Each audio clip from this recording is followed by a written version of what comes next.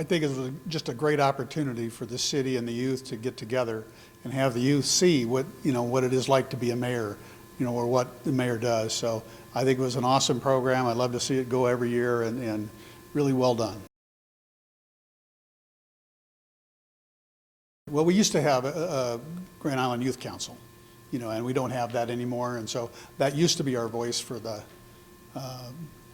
how we heard from the community. So I think right now that's what we need to hear from the youth, because especially anybody that's in school, those are the ones that we like to hear from. So.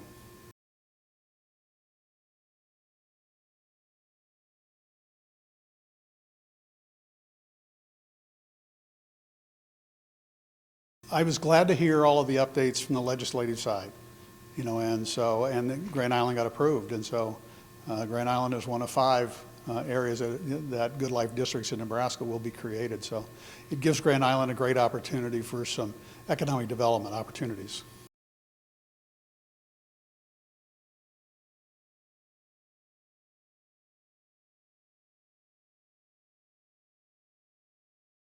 A Good Life district, the state of Nebraska gives up half of the sales tax, so the 5.5% sales tax for the state gets cut to 2.75%. And then the city gets the other half of the 2.75% and gets to use it in Grand Island instead of sending it to Lincoln for economic development opportunities. So it gives us an opportunity to do some really wonderful things for the community. Well, I think the simple thing is that this generates about $9 million a year for right now. And it's, that number is going to get bigger even yet. So this gives an opportunity for the next 30 years, instead of sending that money to Lincoln, to take this $9 million and invest it in Grand Island.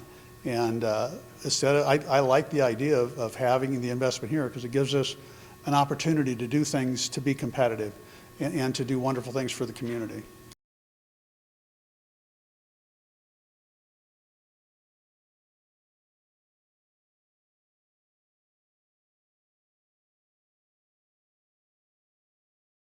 Well, I think our costs of labor and materials are rising all the time as we've seen these higher inflationary times.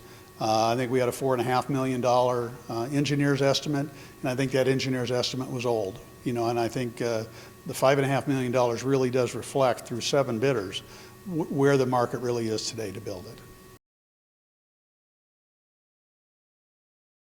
it. Fire Station 3 was built in '87, and it needed to be redone. For a lot of reasons. And so those reasons were talked about tonight, and so the reasons were just the fire department is a very different organization today.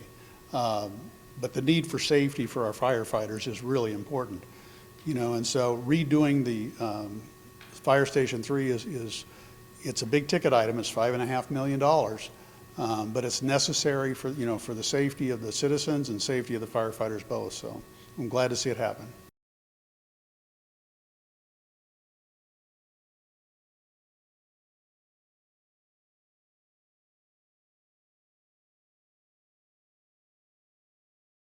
Yeah, I think we passed the electric, water, and wastewater rate increases tonight for both 2024 and 2025.